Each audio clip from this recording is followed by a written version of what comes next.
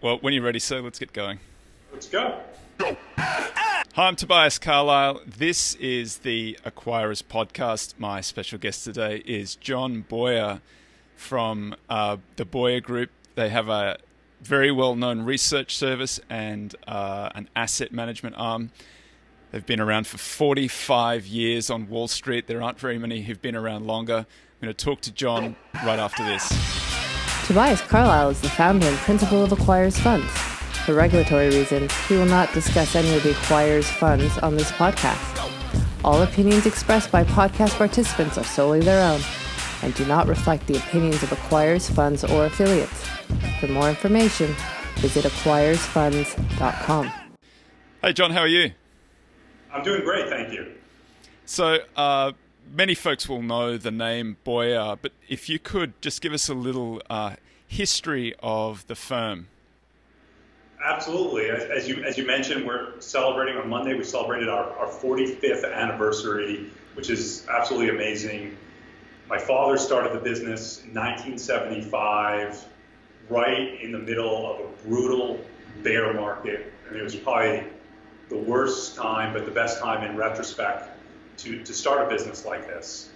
And we started as a research boutique, and we provided independent research to hedge funds, mutual funds, family offices, etc. And we slowly morphed over time. We got a good reputation in the community, in the value community. People asked him to manage money, etc. So we started managing money in 1983. So we have really two sides of the business that are separate but very much related. We have an institutional research arm, Boyar Research, and we have Boyar Asset Management that manages money. And I'm happy to go into our philosophy if you'd like. So, John, how did you get your start in investment? I know your dad started the business, but how did you actually get in there? No, it's a great question. I had a kind of a different way of getting into business. I was somewhat, from a young age was exposed to this while other people's, parents were reading, regular nighttime books. I was being read 10Ks and Qs. But one of the things, and it's a great story, and my dad does a really good job of taking what is a complex situation and really explaining it so well that even an 8, 9, 10-year-old could do it. And I remember one of the first examples was when I was in, I think, middle school. I would come home each month with an order to buy, with a little pamphlet to buy $20 worth of scholastic books. And each month my dad would give $20 or $30, whatever it is, and then he started looking at it and said, "Is this a public company, etc." And he was really looking at the business, saying, "What a wonderful business this is. You have free salesmen in the teachers. You have a really good product." And he was explaining to me, kind of early on, what makes a really good business. How important this distribution is, etc. So I was exposed to these things kind of at a very young age, and it's been really great. So to me, this is not just a job. It's I don't want to say it's a way of life. That's a kind of an exaggeration, but it's, to me, I always think about what are the investment implications behind everything, and he really taught me that. He was making you do the Phil Fisher scuttlebutt from 9 or 10 years old. Yeah, exactly. I was his guinea pig on that, and it's really important. I mean, I think the thing with Fisher that people don't get, everyone says, "Oh, buy what you know." That's true, but valuation is really important. So with Scholastic, you had a cheap stock at the time. If memory served, they owned really valuable real estate down in Soho as well. So you had a lot of things going, and it was selling at a cheap price, and no one wanted to own it. So yeah, it's important to invest in what you know, but it's also, he taught me from a young age, valuation matters. Do you have kids? I have 2 kids. How old are your kids? I have an 8 and 4-year-old, and the business has been around for 45 years. If it's around when they're old enough and they want to do it, like my Dad, I'll do a soft sell into the business, it would be great to have them. That 8-year-old sounds like he or she's about to start getting some scuttlebutt lessons. Yeah, no, exactly. It's never too early. It's never too early to start. They're important lessons. I mean, learning, the value of a dollar and, compounding things is extremely important. So my impression of Boyar is that you guys were sort of looking for takeover candidates, maybe originally, but when I went through the site, it looks like it's more of a maybe a Buffett style, looking for great businesses that can grow and compound over time. How do you characterize the philosophy there? The philosophy, it's pretty simple. We look at everything through the lens of an acquirer.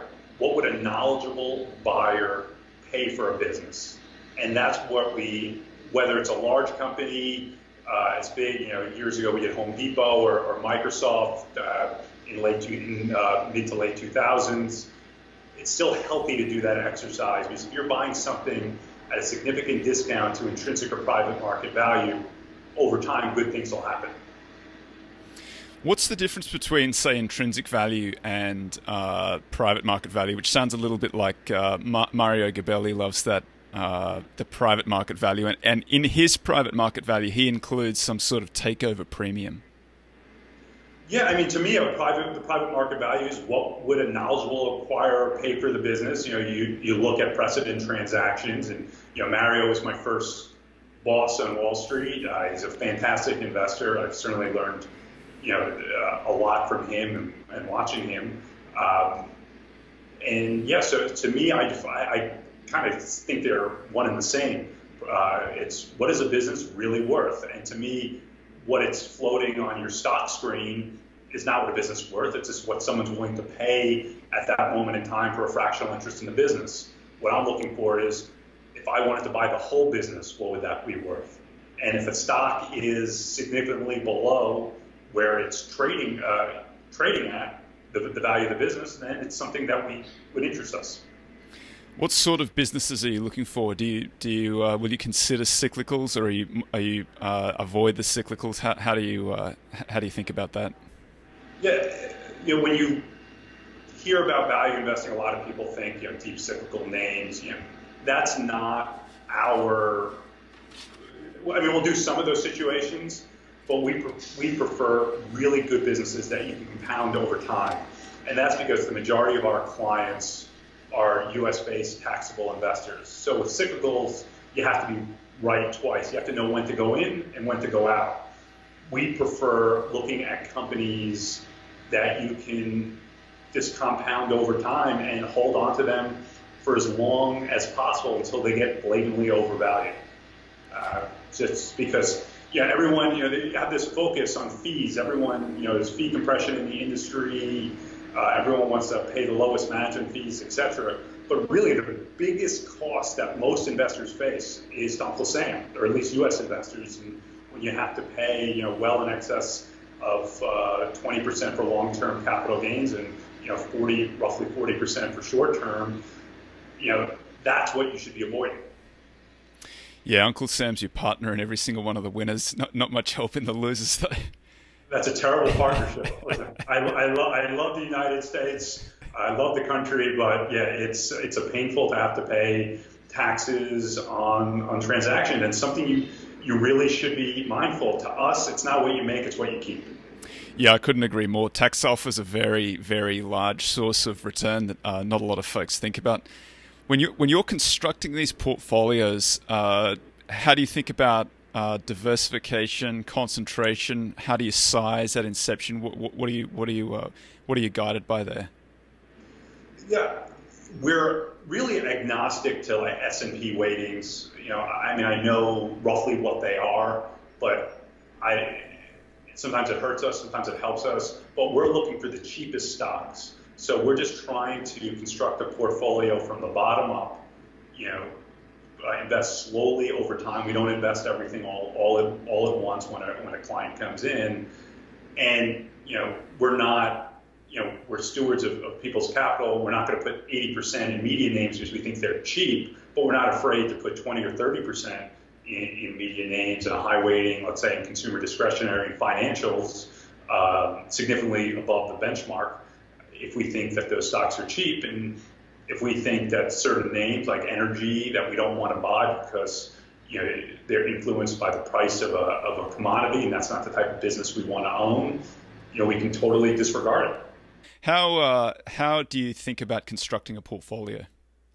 Yeah, we really take a bottoms-up approach to constructing a portfolio. If a client comes in, unless they mandate it to us, we do not get fully invested right away. We like to invest slowly over time. Obviously, in an upward tilting market, that hurts you, but we're big believers in capital preservation. That's the most important thing.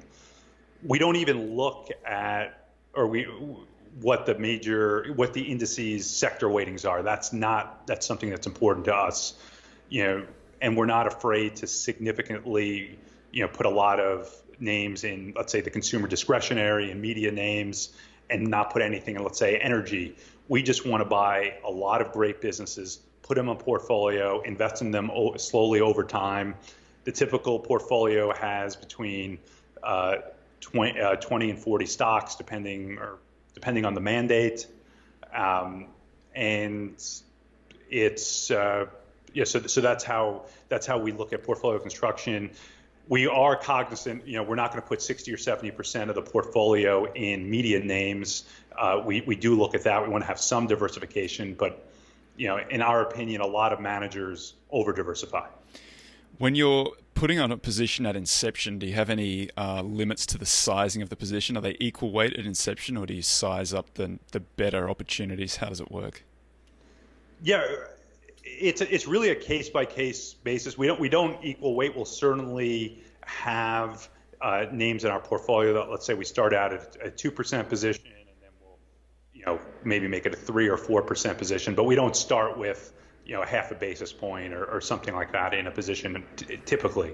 And we hope that positions grow in size the right way just by the stock appreciating.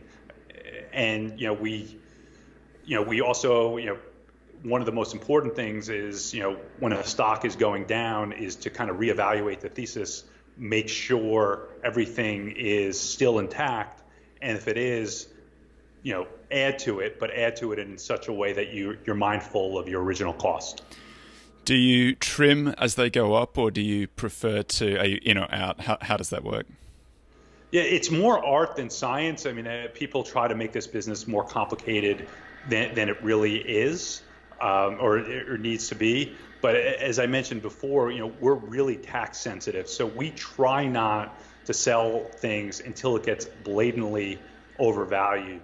I'd say on average, our portfolio turnover is, let's say, 5 to 10%. So, it takes sometimes it's like watching paint dry, but we think over the long term, that's what's right for the client for, after tax returns.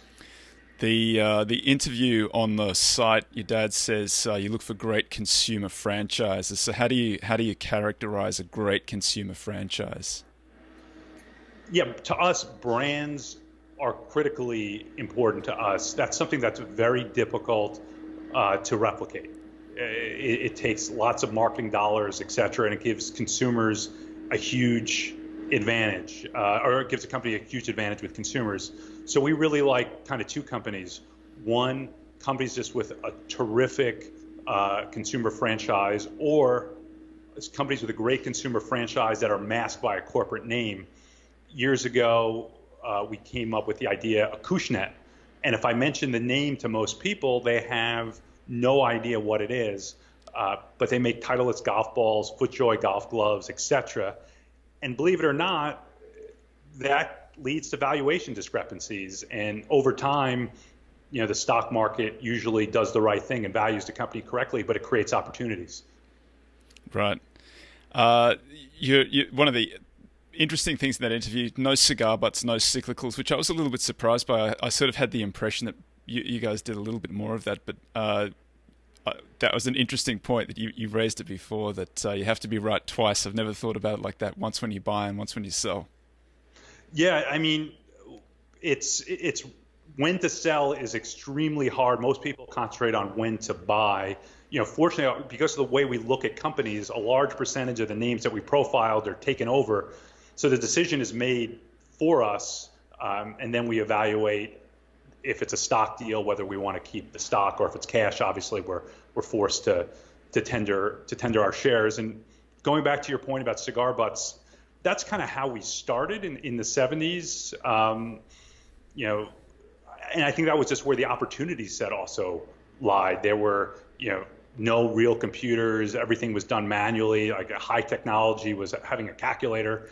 So it was easier to have an information advantage or on some of these names. That's kind of been whittled away, and you have to do a little bit more homework. So yeah, if the information advantage is no longer there, and this is true for everybody, what are the advantages that you're using? Where's the edge? The edge, to be honest, is patience. That to us is trying to figure out where a stock is going to be 3 or 6 months from now. I think is almost impossible, and it's a really hard game to play, and we choose not to play it. Our advantage is we have terrific clients who enable us to hold on to names and judge us over multi-year periods that allow us to have these, temporary pricing anomalies and take advantage of them. So that's really our biggest advantage. I mean, listen, we have a great research team that's terrific. That's been with us for a long period of time. My father's been in the business a long time. He's still very active. So we have definitely the research advantage as well. But I think having that mindset of being able to sit there and not panic is critically important. It says on the site that there are several hiding places for good positions. You look for complexity and for size. So you find them in complexity and size. What do you mean by that? Well, complexity, a lot of people won't touch any like that. Let's say the John Malone names, because they're so structured. They're weirdly structured. They have tracking stocks. Most people don't even know what a tracking stock is, etc. So that leads to things to be undervalued. So the more complex a name is, kind of the more interested we are in it because most people are probably just put it in the too hard to analyze pile and move on to the next easier thing. So we definitely look, any of the Liberty names, etc., are usually good hunting grounds. Well, let's talk about one of those Liberty names. Let's talk about Discovery. What's the thesis there? Yeah, Discovery is a really interesting company. First, going back to John Malone, about a year or two, the stock's roughly $29, $30. A year or two, the stock was languishing at about $18 a share. He came in and bought a lot of stock personally. Recently, he came in and bought $75 million worth personally at around $28 a share. So obviously, you don't want to blindly follow anyone, but he's a good person to at least take a look at. But it's a really interesting asset. They own terrific franchises like their namesake Discovery Channel. Their advantage is they're able to produce content that's significantly cheaper than scripted dramas. They have roughly 4 billion cumulative global subscribers. They're able to amortize that cost over it. And the great thing about Discovery is their programming resonates across cultures. If you want to watch animals in Africa, that resonates to Europeans, Americans, Asians, etc. So they're able to transcend cultures. So it's a really kind of a unique asset. It's cheap. They bought recently Scripps a few years ago. Now they're the number one network for women between age 18 to 54. So they're really valuable. People are going to want to put them in skinny bundles, etc. They have a loyal audience. We think the stock's worth roughly $49, and we wouldn't be surprised if one day someone, a bigger entity like a Comcast, I'm just using that as an example, comes in and acquires them. Malone does the annual interview with Eric Schatzker. I think it was with Schatzker on Bloomberg. Did you catch that one where he said, sorry, did you see that one? No, I'm definitely going to take a look at it. I try and watch as many Malone or read as many Malone interviews as possible. What did he say? Oh, he had this great line where he said, I ran my screen. So he has this, I think it's a price to free cash flow screen. And he said Discovery was the top name in that screen. So I went and bought $75 billion worth of stock. Yeah, it's, to him, I mean, yeah, I think the free cash flow yield I think is roughly 15% on Discovery. So they were able to do the Scripps deal, and the reason the stock got slammed, it went from 30 down to 17 or 16 or $17 was it was a buyback story, and there were a lot of fast money hedge funds in there, and they were upset that they weren't using the money to buy back stock. But we saw with Viacom, you need to invest in programming. You need to have really good quality content. So buying, the Food Network, et cetera, we thought was a good investment. Now they generate a ton of free cash flow. They're delevering, and then they're starting to buy back stock. They bought a decent chunk in the third or fourth quarter of last year. Let's talk about two other names that are a little bit related, MSG and MSGN. How's the thesis there?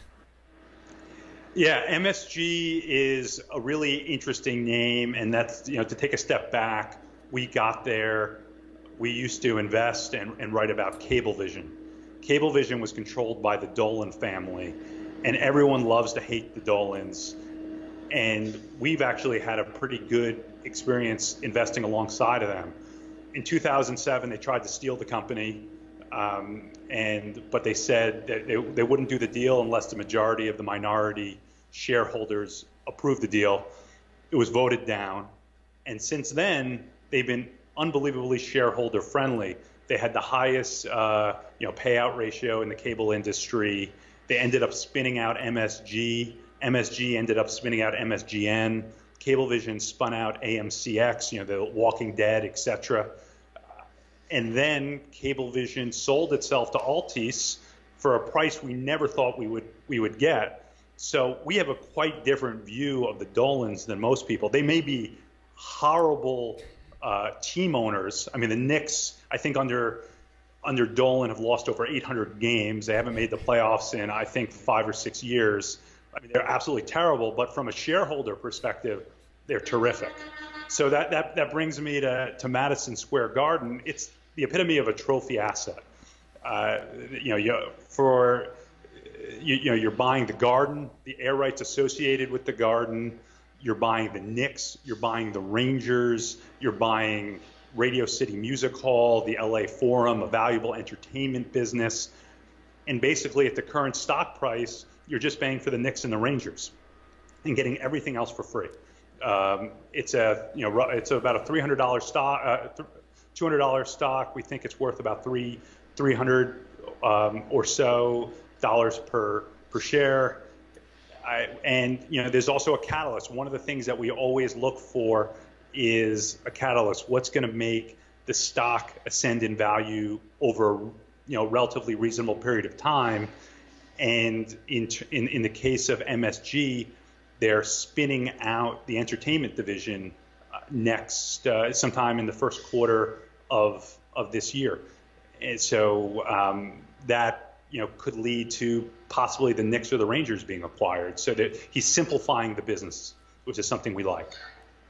And you think that spun out stock, maybe you don't see any diminution in the value of the existing stock, but you get the other one as found value. Is that the thesis?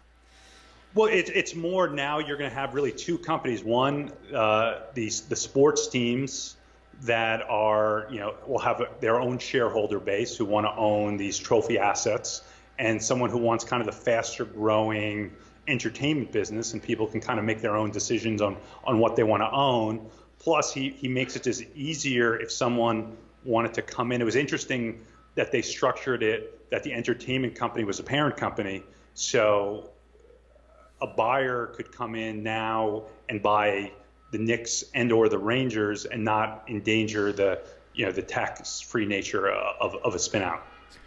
Right. So totally unrelated. Hanesbrands. What's the thesis there?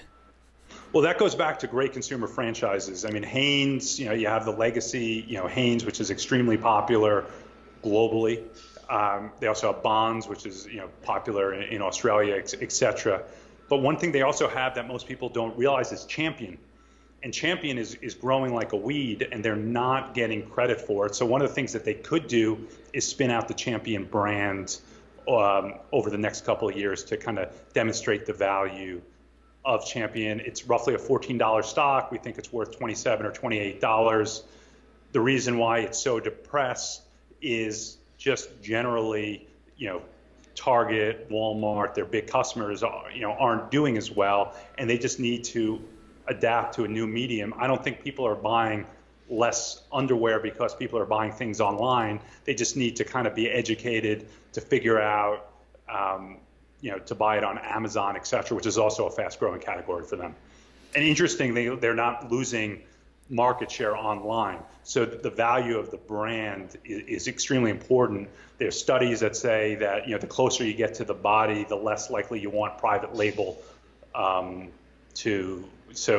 I think private label is only about 10% of the underwear business. What's the reason for the popularity of Champion? Is that it's a rowing brand, right? Is that the It's athletic, leisure, same thing with Lululemon, those type of names. People just like it. It's just resonate. This was a brand that was big, 20, 30 years ago, and it's just making a comeback. And it's just, as I said, it's growing 20, 25% a year. And I think this year they think, I don't have it from memory, but $2 billion of sales is not out of the realm of possibility. It's been a rough run for value investors generally. Have you guys seen any of that? Do you have any thoughts on it? Yeah, it's been unbelievably painful, but it's terrible to watch these high flyers, soar to even higher heights, and watching some of our stocks languish. But then you have to look at it this way: we're still having really good absolute returns. We might not be getting Amazon, Apple type returns, but over time, or Tesla, over time, I think value is going to win out. And under some metrics, I've seen a bunch of charts. Stock market hasn't been, value hasn't been this cheap since '99, and we know what happened, a year or so later. And at some point in time, there's going to be a rotation. There's always, mean reversion, et cetera. And in the end, I think buying stocks for less than they're worth is a winning strategy. Yeah, it's a logical strategy, at least, even if it hasn't been a winning strategy in the very short term. Yeah, exactly. It's certainly in the short, even in the medium term, it's been, growth has trounced value. But over time, I think value wins out. Yeah, I agree with you. I think that value has done pretty well on an absolute basis, even relative to its own history. And that has resulted in, if you look at, just ranking on price to cash flow or something like that, looking at the cheapest 10%, the cheapest decile. That cheapest decile looks a little bit rich relative to its long-term history, which could be the result of interest rates. But that's one of the things that makes me a little bit nervous, that even the cheap stocks are a little bit expensive, even though they haven't sort of performed as well as the most expensive. What do you guys do in a scenario like that? Do you hold cash? Do you short? We don't generally short. I think shorting is a great way for people to try to get incentive fees. If you're a really true long-term investor with a multi-year time horizon, you're throwing away money. As long as you can take the volatility, there's a real reason. If you want to smooth out your returns to hedge, et cetera, I get it. But if you're really looking at things, holding things for 10, 15, 20 years, then hedging or shorting doesn't make sense. It's a really tough game. But we're not afraid to hold cash. That's kind of our hedge if we don't see, bargain basement prices. We're not going to buy something just for the sake of buying it. What sort of cash holdings are you comfortable with? What sort of level of cash do you let build up in the portfolios? I think it's a case-by-case basis. I mean, we know most of our clients, so we take it on a client-by-client basis. But if it's kind of like a pooled vehicle, 10 to 20%. We go higher than that, 20, 25% in some cases if we really can't find things to buy. But, we have a team of analysts. There's always something. There's always a mispricing. Things obviously can always get cheaper. But, that's our job, is to find these ideas. Yeah, so that's how you're constructing the portfolio, sort of on an ad hoc basis. If you find a position, you put it on. If you don't have any kind of requirement to be fully invested or anything like that. Yeah, for most of our mandates, we don't have a requirement to be fully invested. I realize, I realize some people have a view that you should always be fully invested. We just like to have dry powder. Let's talk about the research side for a little bit. What sort of what products do you put out, and what's the team look like? How does it function? Yeah, we have a team of 4 analysts plus myself and my father, and their job is to come out with great investment ideas, and we publish them on a pretty frequent basis. I mean, we're not doing daily notes or anything like that. We have roughly 9 deliverables a year. So we provide our research clients with, thoroughly researched reports on companies that are generally outside the mainstream. I mean, there are really 2 types of companies we follow. One that have very little Wall Street coverage, maybe 2-3 analysts at the most, or an example of a stock that we have a view that goes against consensus, and our value add is to say, hey, we think this is interesting for XYZ reasons. When you say deliverables, is that the newspaper? You publish an entire newsletter covering all of them at each stage, or if you find an idea, you publish it immediately? Yeah, we're old-fashioned. We still actually send everything via hard copy. We have heard of the internet. We realize it's cheaper and greener to do it via electronic means, but we like kind of having paper. So yeah, 7 times a year we come out with a research featuring 3 companies. So they get, someone get 21 ideas. We do a thematic piece at the end of every summer, early fall. This year's theme was, and it was quite interesting. I think I sent you a copy of it. Was on spin-outs and why they've been such terrible investments over the past decade. Spin-outs, people have always thought are winning strategies, but right. over the last decade, they've significantly underperformed. And then we picked 4 names that we thought were interesting that fit the theme. And then our last part, what we're probably best known for, is every December, it's our Christmas gift to our clients. We come out with something called the Forgotten 40, and it's our 40 best ideas for the year ahead, where we do 1-page snapshots on names we profiled, names we know, and why we think they're gonna outperform in the year ahead. The spin-outs is an interesting phenomenon. Everybody's read the Greenblatt Yellow book where he talks about spins, and typically everybody before that book, I guess, you'd want to go with the more popular stock, but I think that Greenblatt said you want to look at the one that is you've got to follow the incentives, look at the spin, the one that's sort of likely to be the baby thrown out with the bathwater. But then that's been a very tough strategy for a decade, I guess. Is that because everybody read the book and they followed his advice, or what happened? Yeah, we came up with a couple of ideas, and I actually wrote an article that appeared in Forbes on it. One of the things is activist investing. They've forced companies to spin out divisions that probably shouldn't have been spun out, and so you're getting a much weaker crop of spin-outs these days. So that's one reason. Also, more money going to passive investing. Active managers have less money to invest in these more, one-off situations. So there are a lot of different reasons why this occurred. But we don't want to be backward-looking. You want to be forward-looking. And one of the things that you mentioned was, incentives. To us, incentives matter. And in the report, we discuss, ways to look for winning spinouts. And one of the things that is consistent is look for where like an IAC, for example, where they kept match, where they kept 85%, they're going to be spinning out, I think, the remaining 15% later on, and they did Angie's List, same thing. So you want to look for incentives. If you want to look where management is going. If a whole bunch of the team is going to the spun off entity, maybe they think the prospects are better going forward. So you have to really look, follow the money. Do you follow IAC closely?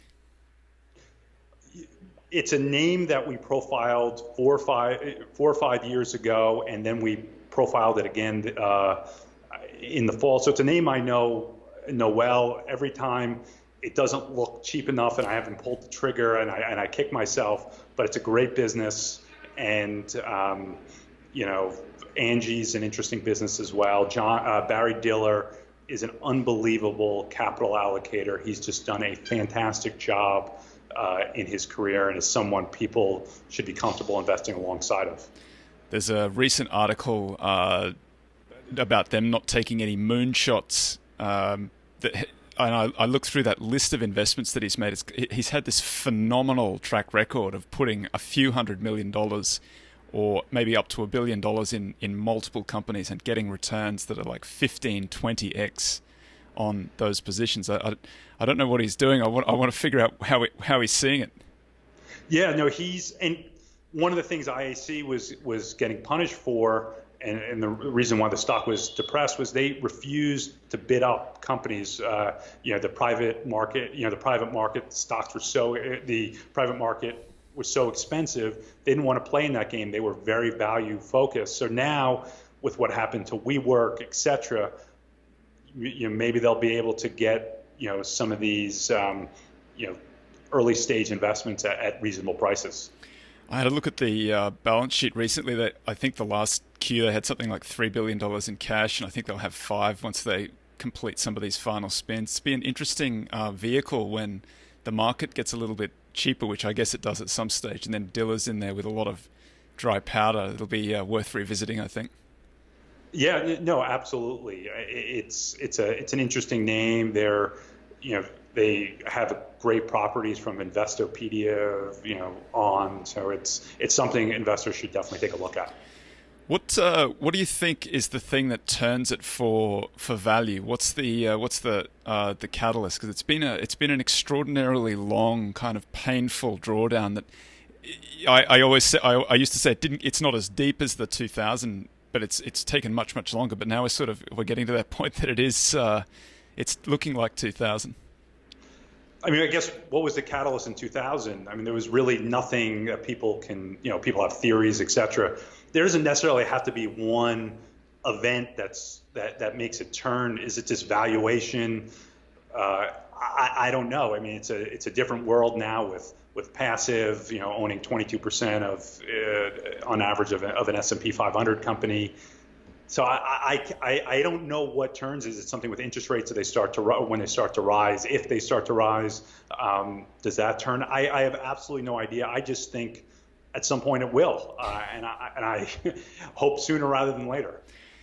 Yeah, I thought last year about late August there was that was the as far as the rubber band got stretched between growth and value, and it looked like value had a pretty good run, and then there was that early September, first 2 weeks of September, there was that day where value had its best day since sort of 2000, and momentum had its worst day, and then it was followed up started on the 9th, followed up on the 10th, and it's been a pretty good run since then.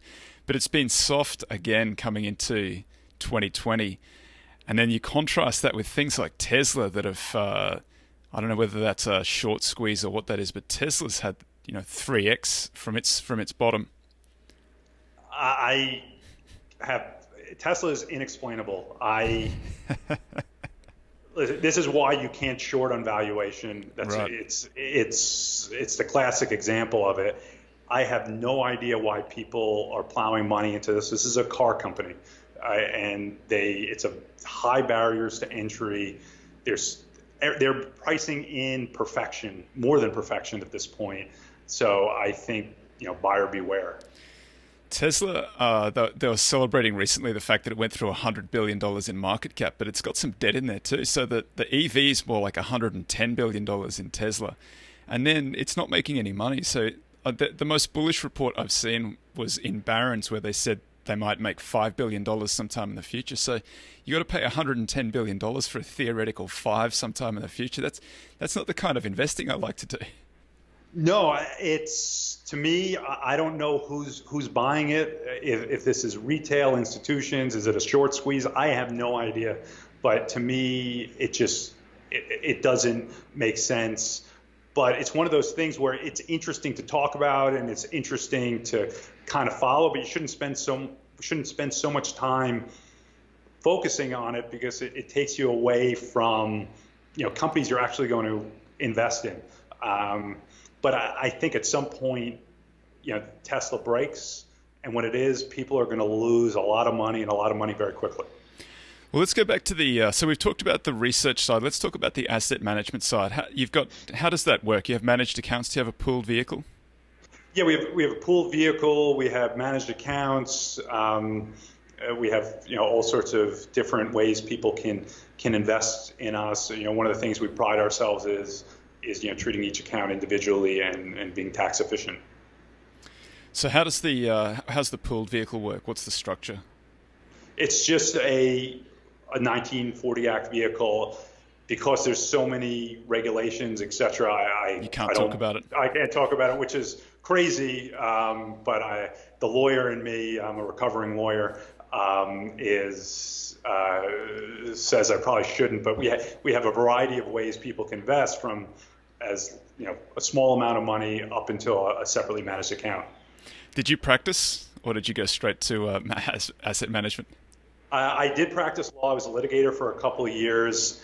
And I realized how much I disliked it. I know you were a lawyer as well. Billing by the hour and trying to figure out, how you're going to bill something was just a really difficult way for me to make a living. And, my dad did not want me to join the business. He thought he just discouraged me, but he was nice enough to allow me to join, and I'm really glad I did. I loved it. I love it. I've always been interested in investing in stocks, and learning from your dad is terrific.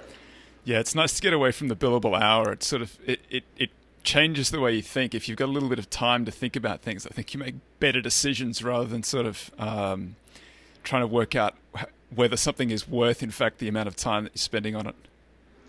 Yeah, I think it's just a terrible incentive system. I think at some point in time that goes away. It's just a difficult way to make a living. Plus, litigation is by nature is adversarial. Yeah. It just wasn't for me. What area of litigation were you in? Well, I was doing medical malpractice defense work, and I happened to at the time been dating and engaged with my now wife, who's a physician. So the only way to make real money, and I'm not entirely motivated by money, but the only way to make real money is to be on the plaintiff side. Right. And to marry a doctor and then go sue her friends wasn't a great way to. You won't get invited to many cocktail parties with that. No, not at all. So the subject matter wasn't. It was all depressing, bad outcomes.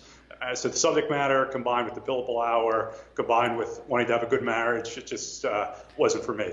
Yeah, that's my theory too. You want to stay as far away from human misery as you possibly can, and there's a lot of it in litigation, and particularly that type of litigation. Yes, absolutely. It's just, unfortunately with it, they're just bad outcomes. Most of the time, listen, there's always negligence, but most of the time it's just kind of an act of God or just a mistake. And, unfortunately, there's a lawsuit from it, and it's just really no one wins except really the plaintiff's lawyers. Where are you finding value now? Are there any sectors that you think are particularly cheap, or any industries, or what's interesting? I think media is really interesting. I mean, I think in the end, content wins out for sure. I think small, mid, and micro cap names haven't been this cheap in a very long period of time relative to their larger names. I think that's just a good place to hunt. Historically, small cap names have outperformed and they've underperformed, for the past decade plus. So that's a good place to go hunting. But yet you really have to take it on a stock by stock basis. Yeah, anything that's kind of a sensible strategy over the long term seems to have not worked for a long time. Value hasn't worked. Size, being in those smaller names, hasn't worked. Even equal weighting, which has been if you equal weight an index, that's traditionally been a pretty good way of outperforming the market cap weighted version of it, just because it's sort of a quasi size, quasi value approach, and even that's underperformed. It's been a very unusual market for the last probably decade. Yeah, and it's amazing. You look at the top 10 weighted names in the S&P 500. They were responsible for, I think, 27% of the indices gains. Apple and Microsoft were a huge chunk of it. It's really a tale of two markets. I don't know what's causing it. I don't know if it's the flow from active to passive that's just exaggerating everything. Is it interest rates being historically low? But the fact of the matter is, it doesn't matter. This is kind of the hand you're dealt, and you just have to kind of react and try to position your portfolios the best way possible. What's driving the undervaluation in media names, do you think? Is it all of that sort of Netflix and distribution over the internet? Is that the reason? Yeah, I think that's a big reason. It all started a few years ago when Bob Iger, on a conference call, he's the CEO of Disney, started talking about ESPN subscriber losses. Not that this started it all, but it certainly exacerbated it. And people are just worried that you're going to have a world where people, aren't going to have, traditional cable subscriptions, et cetera, just broadband. But now you have all these skinny bundles, and you have Netflix at $14 here, and then you have to pay for Amazon Prime, and then you have Disney at $7, and all these other ones. At the end, it's not a skinny bundle after a certain point in time. So I think in the end, you have to look at the companies that have the best content. They're going to win out. There's going to be a way for them to get distributed and paid for them, and that's why we look at really good content owners that people want to own, like a Discover. Yeah, that was one of the questions that came to mind when I looked at Discovery. Do you feel like there's any potential for something that's more like a Netflix style to compete with Discovery? Because if you've said, Netflix does have those lots of nature documentaries on it. I mean, Discovery is a huge head start. They have so many hours of films in their library already. They have, brand loyalty, et cetera. I mean, listen, you can make the case that Amazon, with their case, is going to disrupt everything, but they don't have a great history of, they have a lot of losers. Everyone thinks about the winners. But I think in the end, Discovery is going to find its way into all this, or the majority of the skinny bundles. Potentially someone takes them out. They just have a really strong hand. Do they have a standalone service that you can access other than through the cable? They have one of these apps, Discovery Go, that's growing. I think it's grown 10x already, and there you're able to do more targeted advertising, et cetera.